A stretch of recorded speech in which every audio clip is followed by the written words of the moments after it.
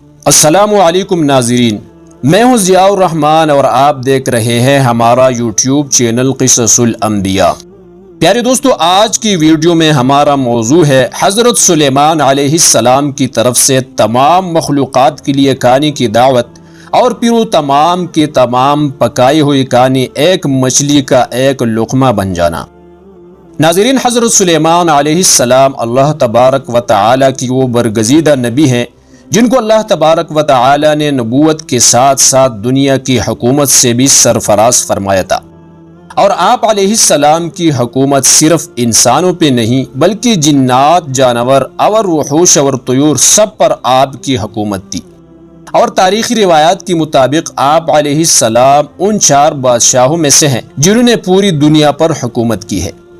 اور اللہ تبارک و تعالی نے حضرت سلیمان علیہ السلام کے لیے ہوا کو تابع فرمایا تھا، اس پر سوار ہو کر جہاں چاہتے بہت جلد آسانی سے پہنچ جاتے تھے۔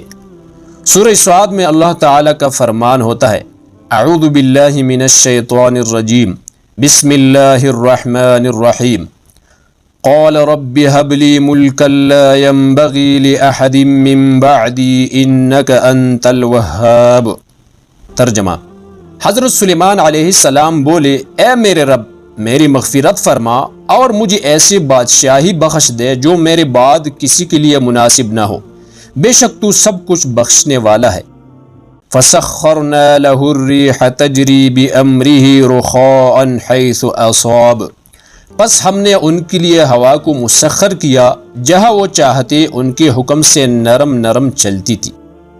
تو پیارے دوستو، حضرت سلیمان علیہ السلام کے بڑے بڑے معجزات ہیں، لیکن آج کی ویڈیو میں ہم ان کی طرف منسوب ایک عجیب و غریب واقعہ آپ کی خدمت میں پیش کر رہے ہیں، لہٰذا آپ سے گزارش ہے کہ ویڈیو کو آخر تک ضرور دیکھے گا۔ چنانچہ شیخ الادب حضرت مولانا اعزاز علی نے نفحۃ العرب میں شیخ عبد الرحمن بن سلام مقری کے حوالے سے اس طرح نقل کیا ہے کہ شیخ عبد الرحمن بن سلام مقری نے کتاب العقائد میں نقل کیا ہے کہ جب حضرت سلیمان علیہ السلام نے یہ دیکھا کہ اللہ تعالی نے ان کو دنیا میں وسعت دی ہے اور تمام چیزیں ان کے قبضے میں آ گئی ہے، تو انہوں نے کہا، اے میرے رب، اگر تو اجازت دے تو میں تیری تمام مخلوقات کو 1 سال تک کھانا کھلاؤ۔ اللہ تعالی نے ان کی طرف وحی بھیجی کہ آپ اس کی قدرت نہیں رکھتے۔ حضرت سلیمان علیہ السلام نے کہا، اے میرے رب، 1 ہفتہ کی۔ اللہ تعالی نے کہا، آپ اس کی بھی طاقت نہیں رکھتے۔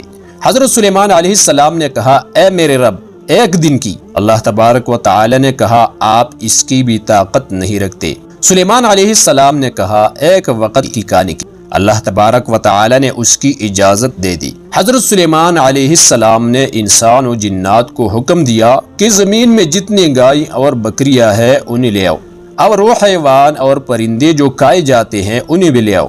جب یہ تمام چیزیں جمع ہو گئی تو ان کے لیے زمین میں ہنڈیاں تیار کیے، پھر ان تمام جانوروں کو ذبح کر کے انہیں پکایا، اور ہوا کو حکم دیا کہ کھانے پر چلو تاکہ کھانا خراب نہ ہو۔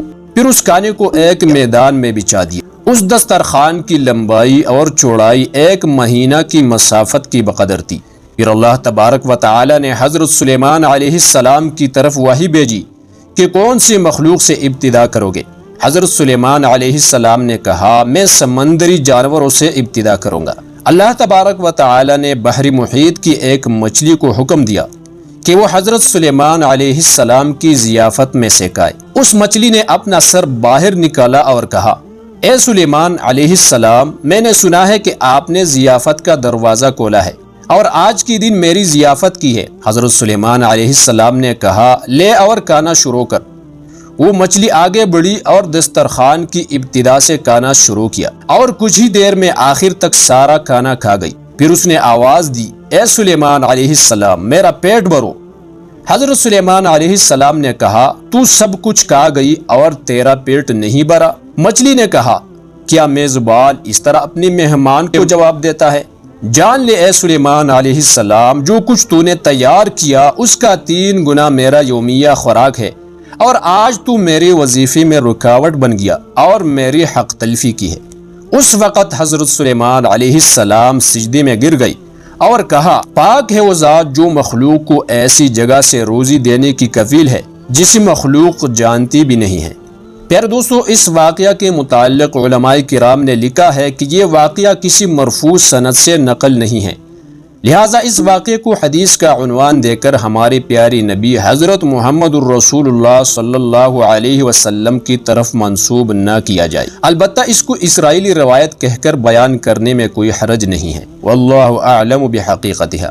پیارے دوستو، اگر ویڈیو پسند آئی ہے تو ویڈیو کو لائک، شیئر اور کمنٹ میں اپنی رائے کا اظہار ضرور کیجیے گا، اور اس قسم کی مزید ویڈیوز حاصل کرنے کے لیے ہمارے چینل قصص الانبیاء کو سبسکرائب کریں۔